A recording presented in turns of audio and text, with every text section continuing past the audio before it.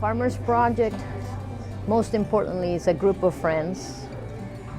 We are a very small group of farmers from Costa Rica that about 4 years ago decided to team up because we wanted to reach the US market and we wanted to achieve direct trade and get to the roasters directly within the whole chain that happens between the farm and the roaster.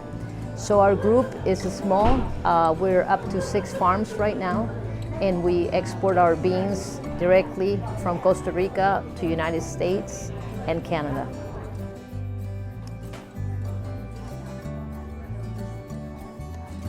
Okay, when I first arrived in Costa Rica, I was introduced to the International Women Coffee Alliance. It's an organization that is worldwide. There's about 22 countries now that are part of it.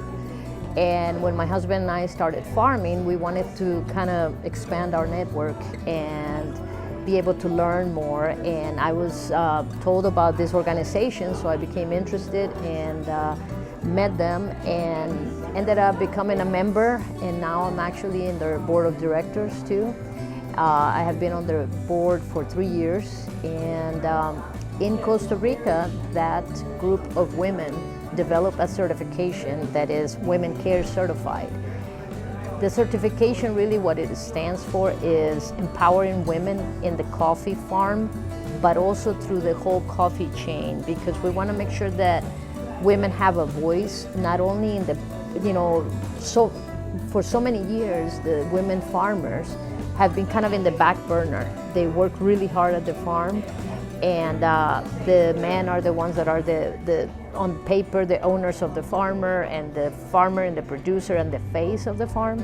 But what we want with the Women Care certification is to make sure that they have a voice in decision making, they have a voice in the commerce and the trading and all the different steps of the chain. And we want that gender equity all the way, and so the certification makes sure that people that participate are actually making sure that the women are empowered, not only at the farm but also along the whole chain.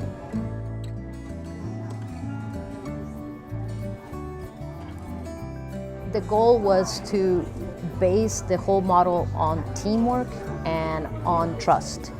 And that's why we're just a small group. We want to keep it so that we all share the same principles. And one of our main principles is, if you want a team, you treat everybody the same way. So we want to make sure that the very first hands that touch the harvest, which are the pickers, are treated just like everybody else, and that they actually have a safe place to work, a nice place to stay that is comfortable, clean, that they have the tools that they need to be able to do the job right, that they have a good night of sleep so that they can wake up at 6 a.m. and be cheery about picking coffee. Picking coffee is very hard, it's manual. We're in mountains where the elevation is, it brings weather with rain in the mornings, it brings this humidity and wetness and cloud, just the foggy mornings. So you want people to have a place where they can rest and they can feel like they want to work and be part of the team. So when we don't necessarily go out there and look for more farmers to join Farmers Project, because we definitely have plenty of coffee to sell and we actually need more customers. And first, we gotta achieve that before we invite more farmers. But the farmers, the core of Farmers Project, we all have to share those principles about doing business in an ethical way and treating people with respect and paying them better than the average, better than the wages that are ongoing, because with the ongoing wages, they cannot even eat. And then also giving them the chance that if they're picking at our farm and there's some downtime because the harvest goes in different days, you have more ripe coffee to pick, other days you don't have coffee to pick. We also welcome the fact that they can go and pick coffee in neighboring farms, because we want them to be making money every day. We don't want to treat them like they belong to just our farm. Now, when they come to our farm, we want to make sure that they're always, just giving priority to what we're trying to do, because they know that they're part of our team and a very important part of our team.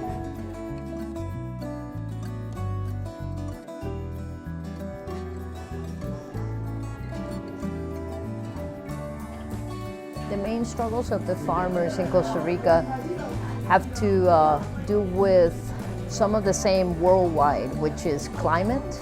Climate change is very obvious to us. The lower the altitudes, the hotter the climate, the more threats on diseases for the coffee, like rust, which is roya in Spanish.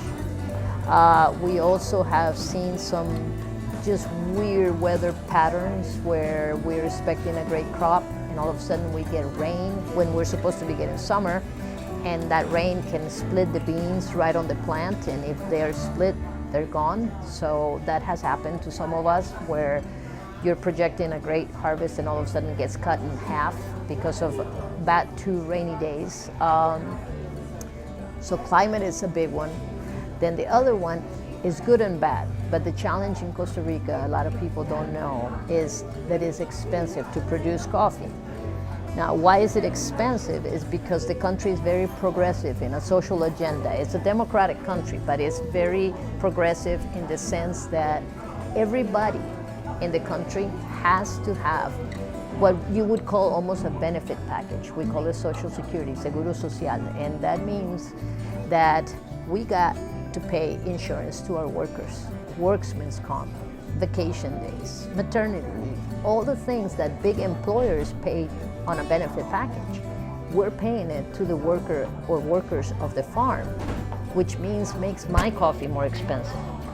Why did I say it's good and bad? Well, it's bad because it makes my coffee more expensive, and it makes Costa Rica coffee more expensive overall, harder to compete in when the pricing of coffee is so low right now.